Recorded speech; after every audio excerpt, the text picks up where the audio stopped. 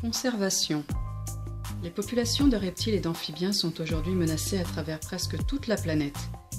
Les amphibiens en particulier tendent à disparaître à un rythme alarmant. Les scientifiques estiment qu'environ 3 espèces sur 10 seront en danger d'extinction dans un avenir proche. De nombreuses causes à cela. L'épidémie de chytridiomycose, identifiée dans les années 90. L'épidémie donc serait responsable du déclin et de l'extinction de nombreuses espèces d'anours, en particulier celles qui vivent en haute altitude sur tout le continent américain et en Australie. Il n'existe pas de remède connu, mais des efforts sont consentis afin d'enrayer sa propagation dans les zones non encore touchées.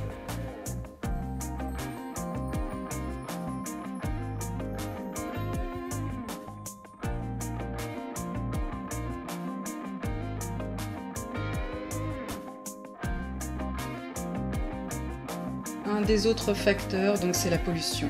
La pollution chimique due à l'agriculture et les pluies acides nuisent à de nombreuses espèces, dont elles affectent notamment les sites de reproduction.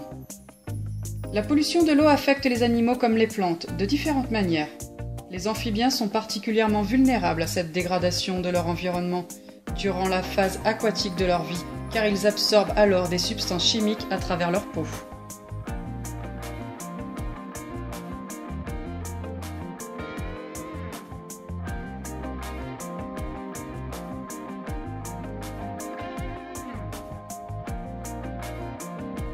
Une autre raison est l'exploitation commerciale.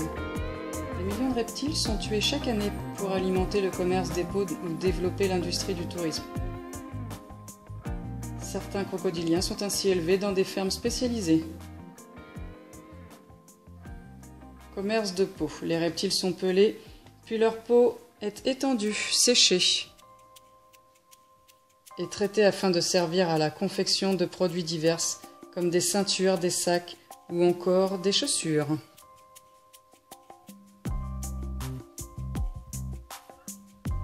Salut, Spectre Bumblebee.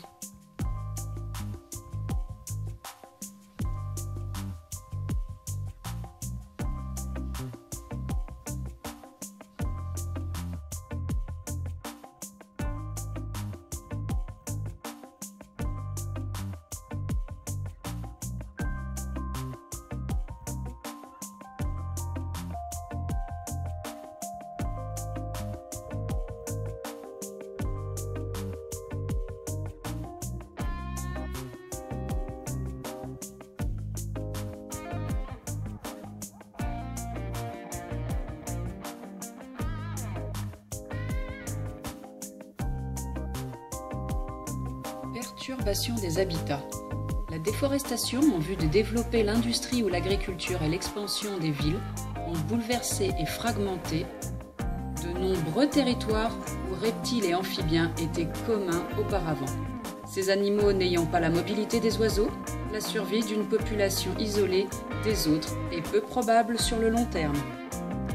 La destruction de grandes parties de la forêt amazonienne au Brésil, par exemple, et d'autres zones boisées a un effet dévastateur sur les populations d'anours à travers la planète.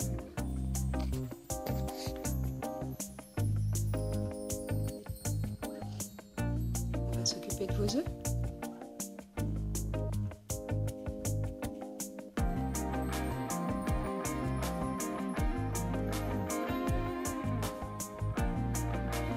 Des mesures de protection existent. Ces mesures sont mises en place afin de ralentir ou d'inverser cette tendance à l'extinction. La CITES, Convention sur le commerce international des espèces de faune et de flore sauvages menacées d'extinction, régule ainsi le commerce de certaines espèces, ou l'interdit tout simplement. L'UICN, Union internationale pour la conservation de la nature, contribue à identifier les espèces nécessitant une protection. Grâce à cette action, de nombreux zoos et institutions scientifiques ont créé des programmes d'élevage d'espèces en danger d'extinction. La plupart de ces efforts sont toutefois dirigés vers des espèces prioritaires, alors que d'autres, plus discrètes, d'amphibiens et de reptiles disparaissent probablement avant que leur existence ne soit même connue. Les scientifiques s'accordent sur le fait que la protection des écosystèmes entiers se révélerait bien plus efficace que la sauvegarde d'espèces particulières.